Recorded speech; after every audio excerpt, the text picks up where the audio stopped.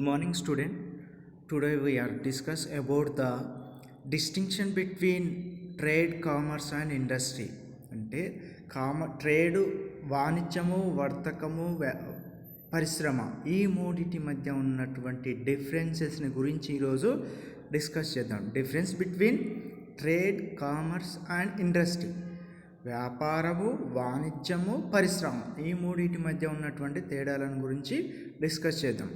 So first of all meaning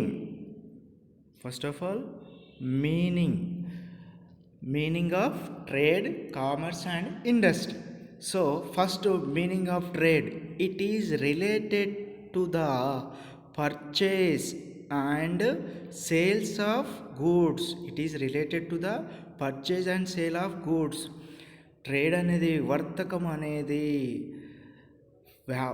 అమ్మకాలు కొనుగోళ్ళకు వస్తు సేవల యొక్క అమ్మకాలు కొనుగోళ్ళకు సంబంధించిన వ్యవహారాలను మాత్రమే నిర్వర్తిస్తుంది. It is related to sales and purchase of goods. వస్తు సేవల యొక్క కొనుగోలు, అమ్మకాలకు సంబంధించిన అంశాలను మాత్రమే తెలియజేయడం జరుగుతూ ఉంటుంది. Next one commerce. కామర్స్ యొక్క మీనింగ్ ఏంది? What is the meaning of commerce? It's deal with all those activities. It is deal with all those activities which huge taking of goods from producers to consumers. ఇది వినియోగదారులకు and కొనుగోలుదారులకు మధ్య జరిగేటటువంటి అన్ని రకాల deal with all those of activities, అన్ని రకాలైనటువంటి యాక్టివిటీస్ని two types of categories. ఏంటా టూ టైప్స్ అంటే వినియోగదారులకు మరియు కొనుగోలుదారులకు మధ్య జరిగేటటువంటి అన్ని రకాలైనటువంటి వ్యవహారాల గురించి ఇది తెలియచేయడం అనేది జరుగుతూ ఉంది. Now next one industry. Industry meaning ఏంది? All those of activities which deal with the conversion of raw material into finishing good are covered in industry. వాణిజ్యము అనేది వర్తకము, ఇండస్ట్రీ అనేది, పరిశ్రమ అనేది ఎటువంటి రకాలైనటువంటి మీనింగ్ని తెలియజేస్తూ ఉంటుంది అంటే raw material converted to finishing good. ముడిసరుకు అనేది తయారైనటువంటి వస్తు సేవగా మారడానికి కావలసినటువంటి అన్ని రకాలైనటువంటి యాక్టివిటీస్ని, అన్ని రకాలైనటువంటి అంశాలను conversion of raw material into finishing good, అన్ని రకాలైనటువంటి అంశాలను పరిగణలోకి తీసుకోవడం జరుగుతూ ఉంటుంది. ట్రేడ్ ఏమో purchase and sales of goods, వస్తు సేవల యొక్క కొనుగోలు, అమ్మకాలను మాత్రమే పరిగణలోకి తీసుకుంటే, అదే కామర్స్ అనేది ఏం చేస్తుంది అంటే ప్రొడ్యూసర్స్ టు కన్జ్యూమర్స్, వినియోగదారులు మరియు ఉత్పత్తిదారుల మధ్య జరిగేటటువంటి అన్ని రకాల వ్యవహారాలను కామర్స్ అనేది తెలియజేస్తే, ఇండస్ట్రీ అనేది raw material conversion of raw material into finishing good, ముడిసరుకు అనేది తయారైనటువంటి వస్తువుగా, పూర్తి వినియోగించడానికి కన్వీనియంట్గా ఉన్నటువంటి వస్తువుగా మారడానికి జరిగేటటువంటి అన్ని రకాల యాక్టివిటీస్ని పరిగణలోకి తీసుకోవడం జరుగుతూ ఉంది. నౌ సెకండ్ వన్ ఈజ్ ఏంటా? సెకండ్ వన్ క్యాపిటల్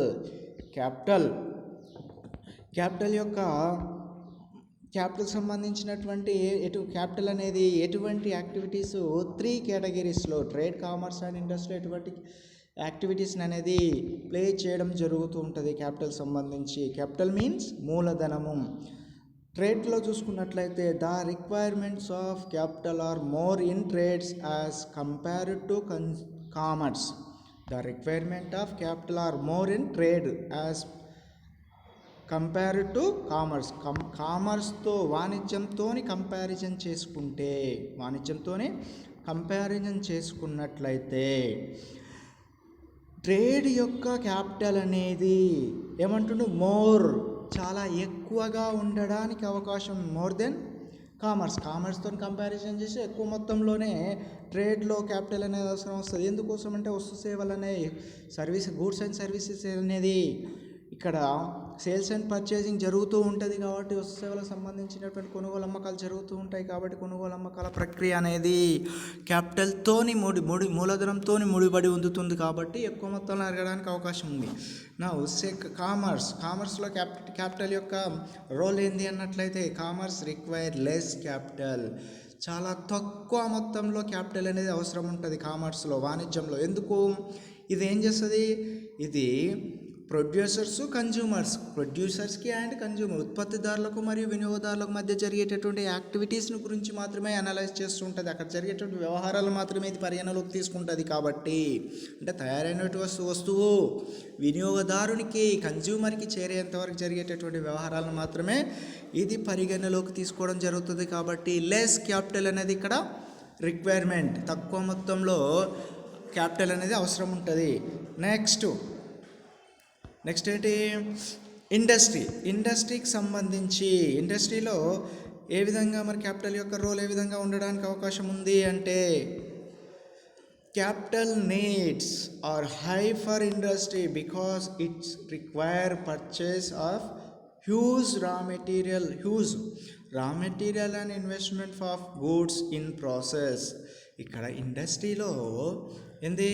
ఇండస్ట్రీకి సంబంధించి ఎక్కువ మొత్తంలో కామర్స్తో కంపారిజన్ చేసుకుంటే ట్రేడ్లో ఎక్కువ మొత్తంలో క్యాపిటల్ అనేది అవసరం ఉంటుంది. మరి ఈ రెండింటితో కంపారిజన్ చేసినట్లయితే ట్రేడ్ అండ్ కామర్స్తో కంపారిజన్ చేసినప్పుడు ఇండస్ట్రీలో ఎక్కువ మొత్తంలో క్యాపిటల్ అనేది అవసరం ఉంటుంది. ఎందుకోసము అంటే రా మెటీరియల్ పర్చేజ్ చేస్తూ దాన్ని ఫినిషింగ్ గూడ్గా ప్రిపేర్ చేయాలి కాబట్టి ఎక్కువ మొత్తంలో రా మెటీరియల్ అనేది ఇండస్ట్రీ అవసరం వస్తుంది. ఏంటా ఎక్కువ మొత్తంలో రా మెటీరియల్ పర్చేజ్ చేయవచ్చు, మిషనరీకి సంబంధించినటువంటి ఎలక్ట్రిసిటీ కావచ్చు, వెంటిలేషన్ కావచ్చు, బిల్డింగ్ సంబంధించి రెంట్స్ కావచ్చు, లేదా ఆపరేటర్ కావచ్చు, స్టోర్ కీపర్ కావచ్చు, సూపర్వైజర్స్ కావచ్చు, ఇవన్నీ కూడా ఎక్కువ మొత్తంలో క్యాపిటల్ అనేది అవసరం ఉండడానికి అవకాశం అనేది ఉంది. ఓకేనా? అది క్యాపిటల్ సంబంధించి. నెక్స్ట్ వన్ ఏం? Scope of trade, scope of commerce, scope of industry. ఓకేనా? First of all scope of trade deals only with purchase and sales of goods. Trade అనేది కేవలం వస్తు సేవల యొక్క కొనుగోలు అమ్మకాల వరకు మాత్రమే దాని యొక్క స్కోప్ మీన్స్ పరిధి అనేది అంతవరకు మాత్రమే అవకాశం ఉంటుంది. అదేవిధంగా ట్రేడ్కి సంబంధించి కామర్స్కి సంబంధించి commerce include trading and other servicing activities. కామర్స్లో ఎటువంటి స్కోప్ ఉంటుంది అంటే trading and other servicing activities, కొనుగోలు అమ్మకాలకు సంబంధించి కొనుగోలు అమ్మకాలు జరగడానికి అవకాశం ఉన్నటువంటి అంశాలను మాత్రమే ఇది పరిగణలోకి తీసుకోవడానికి అవకాశం ఉంటుంది, దీని యొక్క స్కోప్. నెక్స్ట్ ఇండస్ట్రీకి సంబంధించినటువంటి స్కోప్. ఇండస్ట్రీ యొక్క స్కోప్ ఏంది?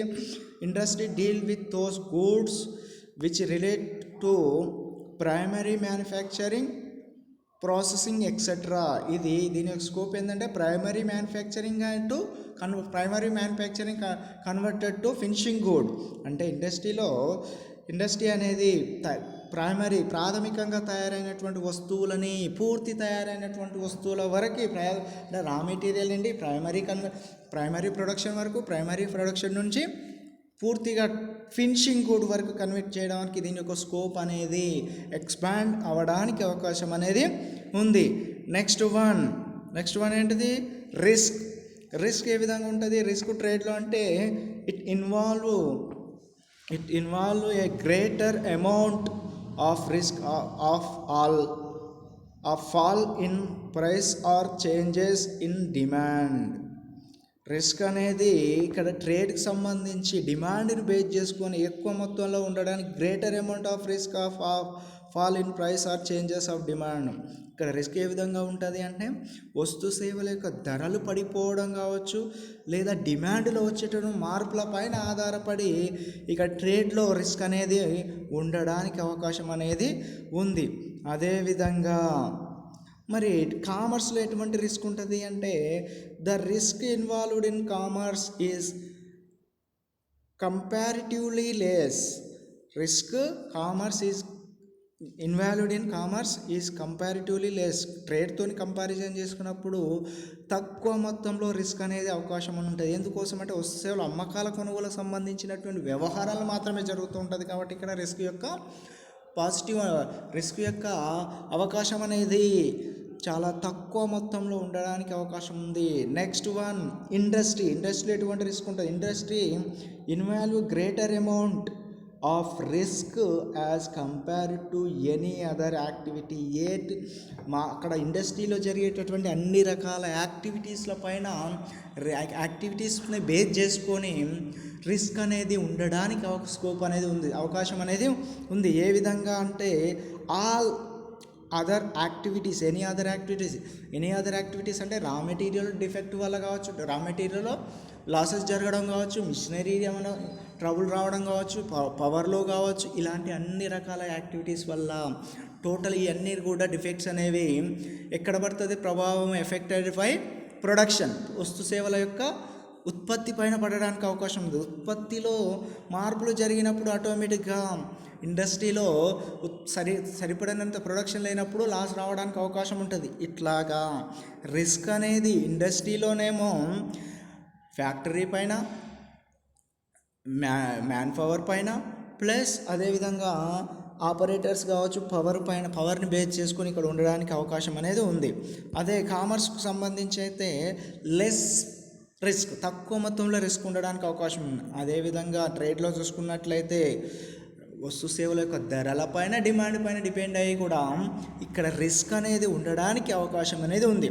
సో ఇది differences between trade, commerce and industry. ఓకేనా? ఇది మ్యాక్సిమం మనకు యూనిట్ 1 సంబంధించి లాంగ్ బిట్లో రావడానికి స్కోప్ ఉన్నటువంటి క్వశ్చన్. ఓకేనా? ఓకే, దీనికి సంబంధించినటువంటి టాపిక్ కంప్లీట్ అయింది. ఓకేనా? Tomorrow we will discuss about the another topic. ఓకేనా? Thank you.